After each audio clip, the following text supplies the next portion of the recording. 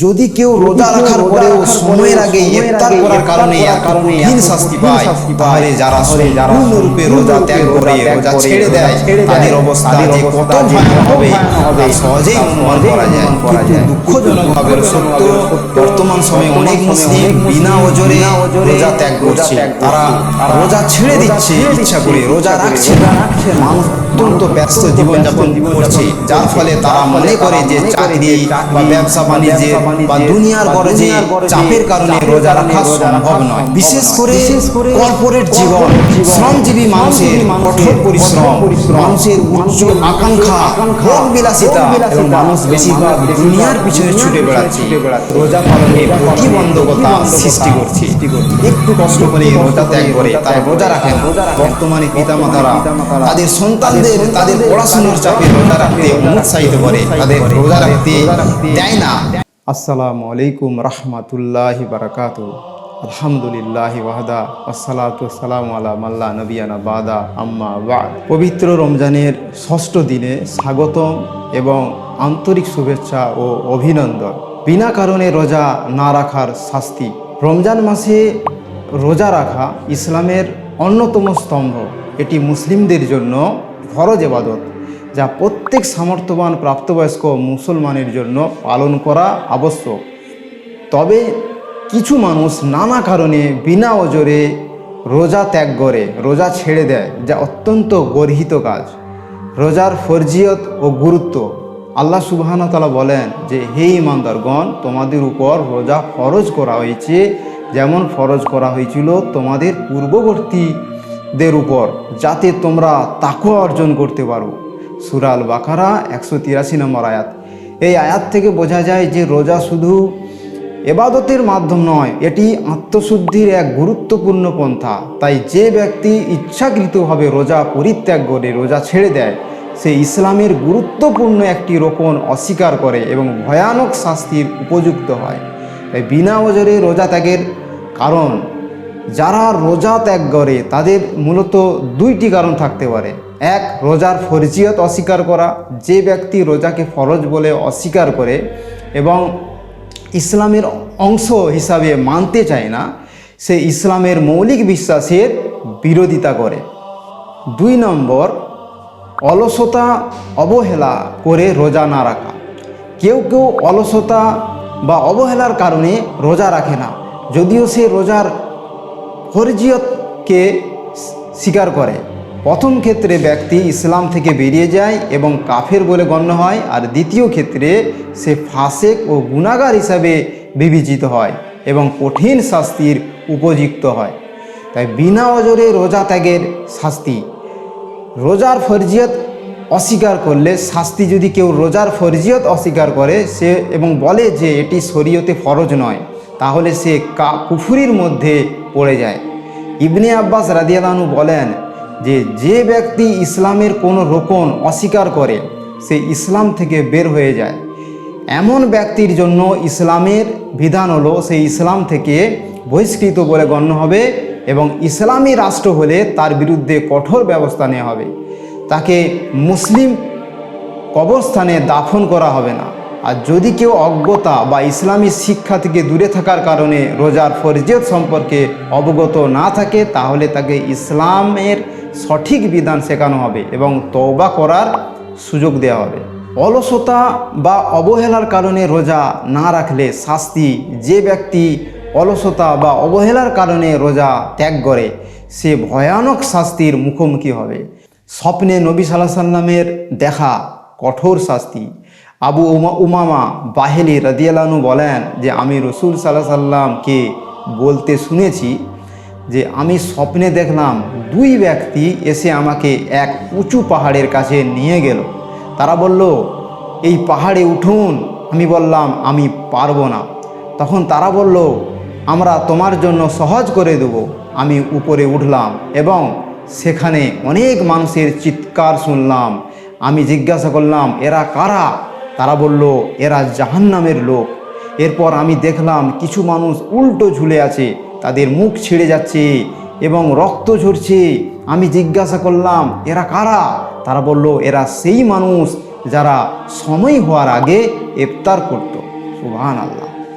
যদি কেউ রোজা রাখার পরেও সময়ের আগে ইফতার করার কারণে এত কঠিন শাস্তি পায়, তাহলে যারা সম্পূর্ণরূপে রোজা ত্যাগ করে রোজা ছেড়ে দেয় তাদের অবস্থা যে কত ভয়ানক হবে তা সহজেই অনুমান করা যায়।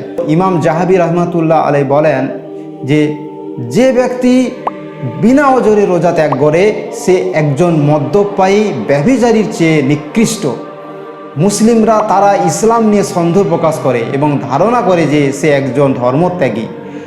সমসাময়িক প্রেক্ষাপটে রোজা ত্যাগের কিছু নেতিবাচক দিক।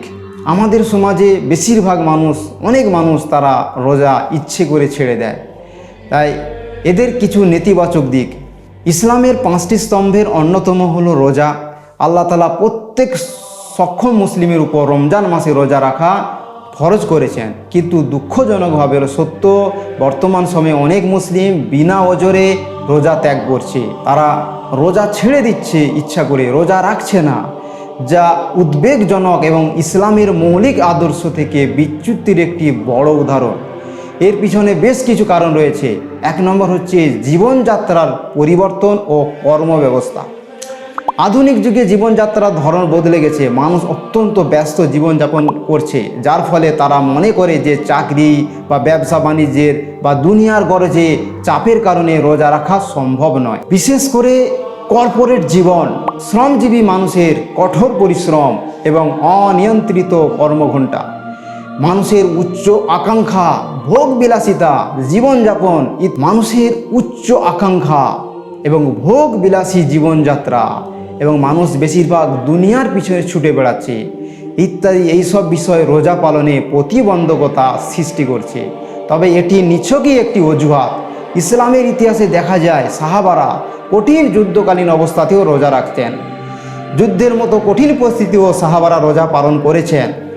অথচ বর্তমানে অধিকাংশ মানুষ একটু কষ্ট হলেই রোজা ত্যাগ করে, তারা রোজা রাখে না। বিশেষ করে বর্তমানে পিতামাতারা তাদের সন্তানদের তাদের পড়াশোনার চাপে রোজা রাখতে অনুৎসাহিত করে, তাদের রোজা রাখতে দেয় না। অথচ অভিভাবকদের উচিত ছোট শিশুদের রোজার অভ্যাস গড়ে তুলতে উৎসাহ দেওয়া এবং উপহার দিয়ে উৎসাহিত করা। নবী সাল্লাল্লাহু আলাইহি সাল্লামের সাহাবীরা তাদের শিশুদের, বাচ্চাদের রোজা রাখতে বলতেন। তাই রুবাইয়া বিনতে মুয়াইজ রাদিয়াল্লাহু আনহু বলেন, একবার আশুরার দিন নবী সাল্লাল্লাহু আলাইহি সাল্লাম ঘোষণা পাঠালেন যে যারা ভোরের আগে রোজা রেখেছে তারা যেন পূর্ণ করে, আর যারা রাখেনি তারা বাকি দিন রোজা রাখুক। আমরা তখন রোজা রাখতাম এবং আমাদের ছোট শিশুদেরও রোজা রাখতে দিতাম। আমরা তাদের মসজিদে নিয়ে যেতাম এবং তুলো দিয়ে পুতুল বানিয়ে দিতাম। যদি তারা খিদার কারণে কাঁদতো, তখন আমরা তাদের পুতুল দিতাম যাতে তারা খেলে ব্যস্ত থাকে এবং ইফতারের সময় হয়ে। সুবহানাল্লাহ। তখন করার সাহাবায়ে কেরামরা তাদের বাচ্চাদের পুতুল দিয়ে খেলার মধ্যে ব্যস্ত রাখতো যাতে তারা রোজাটা সম্পূর্ণ করে। কিন্তু আফসোস, আজকে পিতামাতারা বর্তমানে তারা তাদের সন্তানদেরকে রোজা রাখতে নিষেধ করে, বিভিন্ন তারা অজুহাত পেশ করে। তারপর রোজা শুধু ইবাদতই নয়, এটি আত্মসংযমের একটি চর্চাও। তাই কর্মব্যবস্থা কখনোই রোজা ত্যাগে, রোজা ছাড়ার বৈধ কারণ হতে পারে না। রোজা শুধু একটি ইবাদত নয়, বরং একটি আত্মসংযমের চর্চাও। তাই কর্মব্যস্ততা কখনোই রোজা ত্যাগে, রোজা ছাড়ার বৈধ কারণ হতে পারে না। অস্বাস্থ্যকর জীবনযাপন ও ভ্রান্ত ধারণা। 2 নম্বর হচ্ছে অস্বাস্থ্যকর জীবনযাপন ও ভ্রান্ত ধারণা। অনেকে মনে করে যে রোজা রাখলে শরীর দুর্বল হয়ে যাবে, কাজ করতে সমস্যা হবে এবং এই রোদে বেশিরভাগ কাজ করতে অসুবিধা হবে, কিন্তু এটি একটি ভুল ধারণা। আধুনিক বিজ্ঞান প্রমাণ করছে যে রোজা শরীরের জন্য উপকারী এবং এটি দেহের ডিটক্সিফিকেশনে সাহায্য করে। রোজার ফলে শরীরে বিপাক ক্রিয়া স্বাভাবিক হয় এবং ইনসুলিনের কার্যকারিতা বাড়ে, রোগ প্রতিরোধ ক্ষমতা বৃদ্ধি পায় এবং মানসিক প্রশান্তি লাভ হয়। তবে সমস্যা হলো বর্তমানে অনেক মানুষ ফজরের আগে এবং ইফতারের সময় অস্বাস্থ্যকর খাবার খায়, যার ফলে তারা ক্লান্ত অনুভব করে এবং রোজাকে দোষারোপ করে। অথচ যদি সঠিক পরিমাণে পুষ্টিকর খাবার গ্রহণ করা হয়, খাওয়া হয়, তাহলে রোজা রাখা সহজ হয়ে যায়। এবং শরীরের কোনো ক্ষতি হয় না। সুতরাং রোজা শরীরের ক্ষতি করে, এই ভুল ধারণা মানুষকে রোজা পালনে নিরুৎসাহিত করছে, যা অত্যন্ত দুঃখজনক। তারপর 3 নম্বর হচ্ছে ধর্মীয় উদাসীনতা, পশ্চিমা সংস্কৃতির প্রভাব। বর্তমান সময়ে কিছু মুসলিম ইসলামের বিধানগুলোর প্রতি উদাসীন হয়ে পড়েছে, গাফেল হয়ে পড়েছে। তারা মনে করে ধর্মীয় অনুশাসনগুলো অতীতের মানুষের জন্য ছিল, কিন্তু আধুনিক যুগেও এগুলো অনুসরণ করা কঠিন। এই উদাসীনতার গাফিলতির অন্যতম কারণ হলো পশ্চিমা সংস্কৃতির অতিরিক্ত প্রভাব। পশ্চিমা বিশ্বে ব্যক্তি স্বাতন্ত্র্যবাদ এবং বস্তুবাদী জীবনধারা অত্যন্ত প্রচলিত, যেখানে ধর্মীয় বিধানের প্রতি গুরুত্ব কম দেওয়া হয়, এবং এই প্রভাব মুসলিম সমাজেও বিস্তার লাভ করেছে।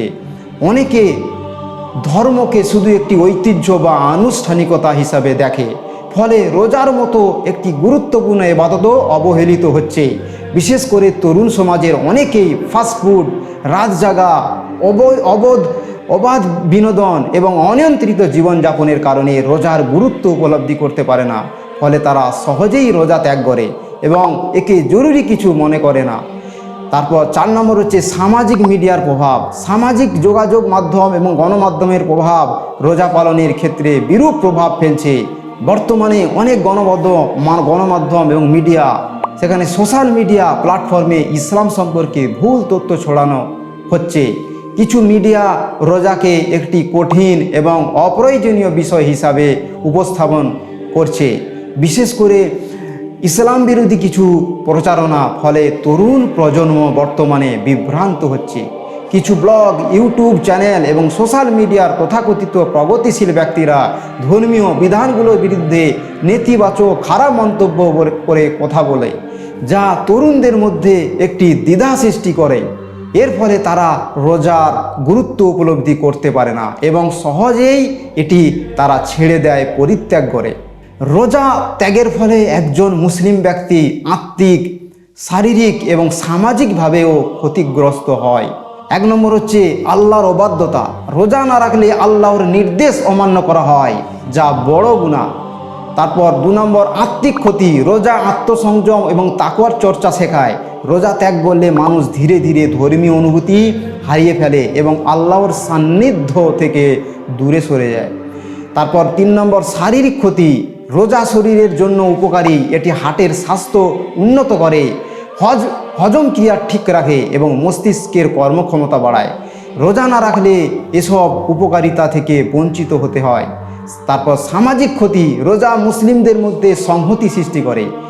যখন কেউ রোজা ত্যাগ করে তখন সে এই সংহতি, ঐক্য থেকে বিচ্ছিন্ন হয়ে যায়। ইচ্ছাকৃত রোজা ত্যাগ করলে কঠিন শাস্তির সম্মুখীন হতে পারে। রোজা ত্যাগ করা কেবলই ব্যক্তিগত ইবাদতের অবহেলা নয়, এটি একটি বৃহত্তর ধর্মীয়, সামাজিক এবং নৈতিক অবক্ষয়ের প্রতিফলন। বর্তমান সময়ে রোজার প্রতি উদাসীনতা কাটিয়ে উঠতে আমাদের সচেতন হতে হবে। পরিবার, সমাজ ও গণমাধ্যমের মাধ্যমে রোজার গুরুত্ব বোঝাতে হবে, রোজার গুরুত্বকে ফুটিয়ে তুলতে হবে এবং তরুণদের ইসলামের সঠিক জ্ঞান দিতে হবে। তাদেরকে সঠিক আকীদা, তৌহিদের শিক্ষা দিতে হবে, ঈমানের শিক্ষা দিতে হবে, আল্লাহ পরকালের শিক্ষা দিতে হবে। রোজা ত্যাগকারীদের জন্য করণীয়, যারা রোজা ত্যাগ করছে তাদের জন্য করণীয় হলো সত্যিকারের অনুশোচনা করা, তারপর আল্লাহর দরবারে ক্ষমা চাওয়া এবং রোজা ত্যাগের জন্য অনুতপ্ত হওয়া। তারপর বাকি জীবনে রোজা নিয়মিত রাখা। যে রোজাগুলো কাজা হয়ে গেছে সেগুলো হচ্ছে কাজা করা। কোরআন ও হাদিস থেকে রোজার গুরুত্ব সম্পর্কে জানা এবং আত্মশুদ্ধির জন্য এটা পালন করা। আল্লাহর শাস্তিকে ভয় করা। যারা রোজা ত্যাগ করে তারা যেন আল্লাহর শাস্তির কথা স্মরণ রাখে এবং দ্রুত তওবা করে। তাই রোজা ত্যাগ করা অত্যন্ত গর্হিত ও ভয়াবহ গুনাহ। যারা এটি অবহেলা করে তাদের জন্য কঠোর শাস্তির ঘোষণা রয়েছে। তাই প্রত্যেক মুসলমানের উচিত যথাযথভাবে রোজা রাখা এবং আল্লাহর সন্তুষ্টির অর্জনে সচেষ্ট হওয়া। যারা ইতিমধ্যে রোজা ত্যাগ করেছে তাদের উচিত হচ্ছে দ্রুত তওবা করা এবং আগামীতে রোজার প্রতি গুরুত্ব দেওয়া। আল্লাহ তাআলা আমাদের সবাইকে রোজার প্রকৃত মর্যাদা বোঝার তৌফিক দান করুন এবং বিনা ওজরে রোজা ত্যাগের নেতিবাচক দিকগুলো থেকে আমাদের রক্ষা করুন। আল্লাহ সুবহানাহু ওয়া তাআলা যেন আমরা যারা রোজা পালন করছি আমাদের রোজাকে কবুল করেন এবং আমরা যাতে এই রমজান মাসে বেশি বেশি নেক আমল করতে পারি আমাদের সেই তৌফিক দান করেন।